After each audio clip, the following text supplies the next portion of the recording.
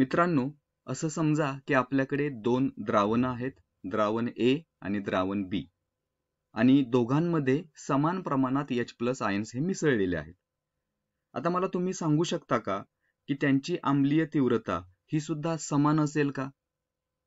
तर नाही. लक्षात घ्या, जरी आयन्स हे समान असले तरी ते आयन्स किती आकारमानात विरघळले आहेत यावर सुद्धा त्याची आम्लीय तीव्रता ही अवलंबून असते. म्हणजे थोडक्यात सांगायचं झालं तर द्रावणाची तीव्रता, द्रावणाची स्ट्रेंथ ही त्या द्रावणाच्या संहतीवरती अवलंबून असते, द्रावणाच्या कॉन्सन्ट्रेशन वरती अवलंबून असते. या व्हिडिओमध्ये आपण द्रावणाची तीव्रता व द्रावणाची संहती याबद्दल अधिक प्रमाणात जाणून घेणार आहोत. मग द्रावणाची संहती म्हणजे काय बरं? तर द्रावणाची संहती म्हणजे द्राव्याची राशी भागिले द्रावणाची राशी. म्हणजे थोडक्यात सांगायचं झालं तर द्राव्याची राशी म्हणजे द्रावणामध्ये असलेल्या H+ आयन्सची संख्या भागिले द्रावणाचं आकारमान. ठीक आहे, चला आपण काय करूयात, एक उदाहरण पाहूयात आणि हे व्यवस्थित समजावून घेऊयात. तर सुरुवातीला आपण आम्लधर्मी द्रावणाचं उदाहरण पाहूयात आणि त्यानंतर आम्लारीधर्मी द्रावणाबद्दल बोलूयात.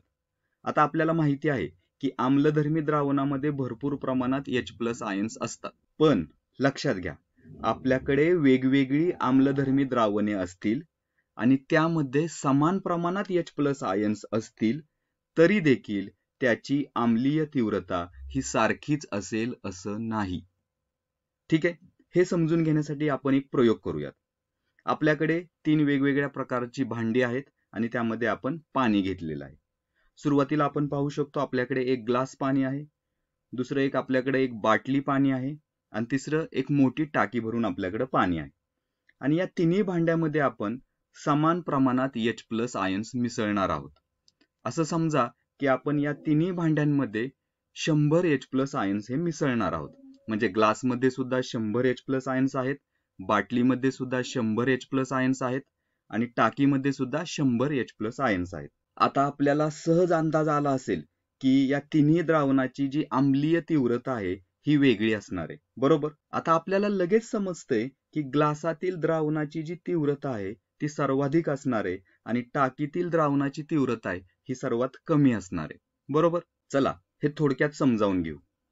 आता ग्लासातील द्रावण बघा, ग्लासातील द्रावणामध्ये काय आहे, 100 H+ आयन्स आहेत. पण पाण्याचं प्रमाण किती आहे? पाण्याचं प्रमाण खूपच कमी आहे. त्यामुळे त्याची जी संहती आहे त्याची संहती ही काय असणार आहे, सर्वाधिक असणार आहे, बरोबर? म्हणजे हे एक सहज द्रावण आहे. म्हणजे जर आपण द्रावणातून 1 चमचा भरून घेतला तर त्यात आपल्याला खूप साऱ्या प्रमाणात H+ आयन्स मिळतील. म्हणजेच काय, तर ते द्रावण हे एक तीव्र आम्ल असणार आहे, बरोबर? म्हणजेच काय, जेवढी त्या द्रावणाची संहती जास्त तेवढं ते द्रावण हे तीव्र आम्लधर्मी असणार आहे, बरोबर? आता बाटलीतील द्रावणाकडे या. इथे सुद्धा 100 H+ आयन्स आहेत, पण आता हे तुलनेने जास्त द्रावकात वितरित झालेले आहेत, बरोबर? त्यामुळे हे द्रावण हे थोडंसं सौम्य झालेलं आहे. म्हणूनच ग्लासातील द्रावणापेक्षा हे जे बाटलीतील द्रावण आहे हे कमी सहज द्रावण असणार आहे, बरोबर? आणि हे जर कमी सहज द्रावण असेल तर ते कमी आम्लधर्मी असणार आहे, बरोबर? आता टाकीतील द्रावणाकडे पहा. यामध्ये देखील 100 H+ आयन्स आहेत, पण हे अत्यंत मोठ्या आकारमान द्रावकात वितरित झालेले आहेत. म्हणजेच हे द्रावण खूपच सौम्य आहे, बरोबर? यालाच म्हणतात विरल द्रावण. जर आपण या द्रावणातून 1 चमचा घेतला तर त्यात फार कमी प्रमाणात H+ आयन्स आपल्याला पाहायला मिळतील. म्हणजेच हे द्रावण हे सौम्य आम्लधर्मी असणार आहे, अतिशय कमी आम्लधर्मी असणार आहे, बरोबर? थोडक्यात सांगायचं तर जर मी 1 चमचा साखर घेतली आणि ती या ग्लासभर पाण्यात मिसळली तर आपण लगेच समजू शकतो की साखरेचे द्रावण हे खूप सहज असणार आहे आणि जर आपण ते पिलं तर आपल्याला ते खूप गोड लागेल, बरोबर? पण जर तीच चमचाभर साखर मी बाटलीभर पाण्यात मिसळली तर हे द्रावण कमी सहज असेल, त्यामुळे हे ग्लासातील द्रावणापेक्षा आपल्याला कमी गोड लागेल, बरोबर? आणि जर तीच साखर मी मोठ्या या टाकीभर पाण्यात मिसळली तर आपण लगेच सांगू शकतो की हे द्रावण खूपच सौम्य झालेलं असणार आहे. कदाचित ते आपल्याला गोड सुद्धा लागणार नाही. म्हणजे इथं आपण काय पाहिलं पहा, की साखरेची संहती जितकी कमी तितकी तिची गोडी सुद्धा कमी, बरोबर. म्हणजे H+ आयन्सची संहती आणि त्या आम्लाची तीव्रता हे दोन्हीही एकमेकांना समप्रमाणात आहेत. H+ आयन्सची संहती जितकी जास्त तेवढी त्या आम्लाची तीव्रता जास्त आणि H+ आयन्सची संहती जेवढी कमी तेवढी त्या आम्लाची तीव्रता सुद्धा कमी.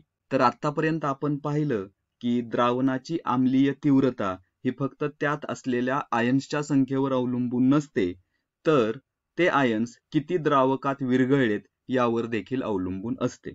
आणि हा जो काही भागाकार आहे H+ आयन्सची संख्या भागिले द्रावकाची राशी यालाच म्हणतात आम्लाची संहती. आणि हा जो काही भागाकार आहे हा भागाकार जर जास्त असेल तर त्या द्रावणाची संहती ही जास्त असते, तीव्रता सुद्धा जास्त असते. आणि हा भागाकार जर कमी असेल तर त्या द्रावणाची संहती सुद्धा कमी असते आणि ते द्रावण हे सौम्य आम्लधर्मी असते. आता आणखीन एक उदाहरण पाहूयात.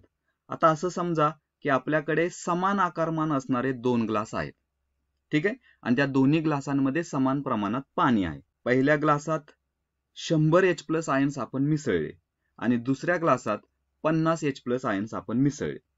तर आता प्रश्न असा आहे की कोणते द्रावण हे अधिक संहत असेल? तुम्ही स्वतः प्रयत्न करा आणि मला सांगा. तर पहा, दोन्ही द्रावणांचं प्रमाण इथं समान आहे, बरोबर. पण पहिल्या ग्लासात आपण जास्त H+ आयन्स मिसळलेत आणि दुसऱ्या ग्लासात तुलनेने कमी H+ आयन्स आपण मिसळले आहेत. तर यावरून लक्षात येते की पहिला ग्लास यामध्ये अधिक संहत द्रावण असेल आणि म्हणूनच ते तीव्र आम्ल असेल, तर दुसरे ग्लास हे सौम्य आम्ल असेल. आता आपण आम्लारीधर्मी द्रावणांबद्दल बोलूयात. तर अगदी सेम जसं आम्लामध्ये होतं तसाच अगदी आम्लारींमध्ये सुद्धा नियम लागू होतो. फरक इतकाच आहे की आम्लामध्ये H+ आयन्स असतात तर आम्लारींमध्ये OH- आयन्स असतात, ठीक आहे.